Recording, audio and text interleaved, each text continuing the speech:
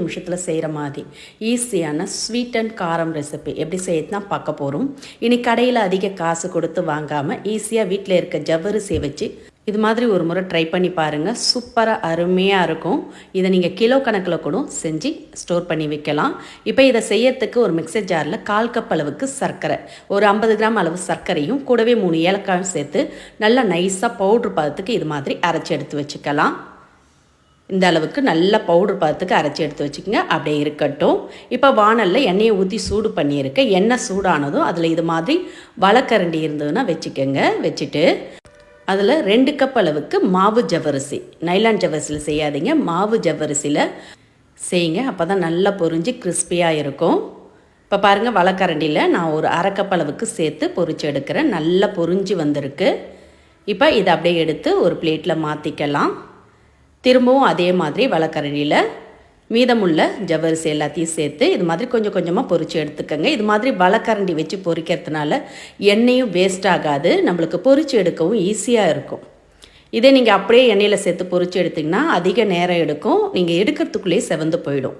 பாருங்கள், இது மாதிரி ஜவ்வரிசி எல்லாத்தையுமே ஒரு பிளேட்டில் பொரித்து எடுத்து மாற்றிக்கலாம்.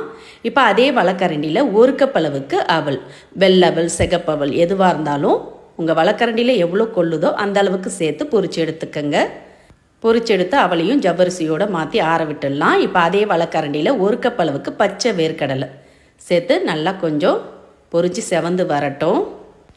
இந்த அளவுக்கு லைட்டாக செவந்து வந்ததும் இதை எடுத்து ஒரு பவுலில் மாற்றி வச்சுக்கலாம். அப்படியே ஆறட்டும். திரும்பவும் அதே வலைக்கரண்டியில் கொஞ்சம் முந்திரி பருப்பு, கொஞ்சம் திராட்சை, உங்கள் தேவைக்கேற்ப கூடுதலாகவோ கம்மியாகவோ சேர்த்துக்கலாம். முந்திரி லைட்டாக பொரிஞ்சு செவந்ததும் கொஞ்சம் திராட்சையை சேர்த்து நல்லா உப்பி வரவிடுங்க. இப்போ அதையும் எடுத்து ஒரு பிளேட்டில் மாற்றி ஆற விட்டுடலாம். இப்போ அதே வலைக்கரண்டியில் இடித்த பூண்டு ஒரு 6லேருந்து 8 பூண்டு பல் சேர்த்து பொரிஞ்சதும் இதோட ஃப்ரெஷ்ஷான கருவேப்பிலையை சேர்த்து பொரிச்சு எடுத்து வச்சுக்கலாம். பாருங்கள், எண்ணெய் அதிக அளவில் வேஸ்ட்டே ஆகலை. இப்போ பெரிய மிக்சிங் பவுலாக எடுத்துக்கலாம். அதில் நம்ம பொரிச்சு எடுத்த ஜவ்வரிசி அவல் நல்லா ஆறி இருக்கணும். ஆறின பிறகு பவுலில் மாற்றிக்கங்க.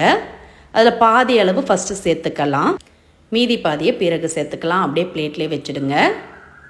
இப்போ இது கூட நம்ம பொரிச்சு எடுத்த வேர்க்கடலையில் பாதி அளவு சேர்த்துக்கங்க.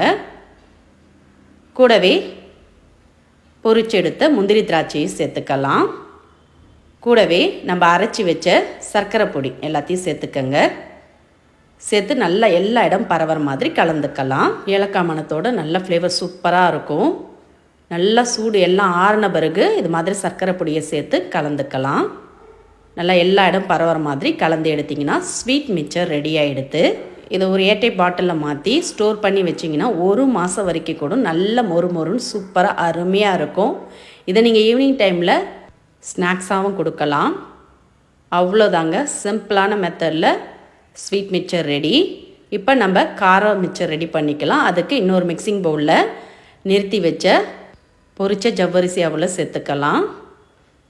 சேர்த்துட்டு இது கூடவே பொரிச்சு எடுத்த வேர்க்கடலையும் சேர்த்துட்டு இதோட கொஞ்சம் முந்திரி பருப்பும் பொரிச்சதை எடுத்து வச்சுருந்தேன், அதையும் சேர்த்துக்கலாம். கூடவே பொரிச்சு எடுத்த பூண்டு கருவேப்பிலையும் சேர்த்துட்டு இதோட கொஞ்சம் மஞ்சத்தூள், ஒரு 1/2 டீஸ்பூன் மிளகாய்த்தூள், தேவையான அளவு உப்பு, கூடவே 1/2 டீஸ்பூன் சாட் மசாலா பொடி இருந்ததுன்னா சேர்த்துங்க, இல்லாட்டி பரவாயில்ல.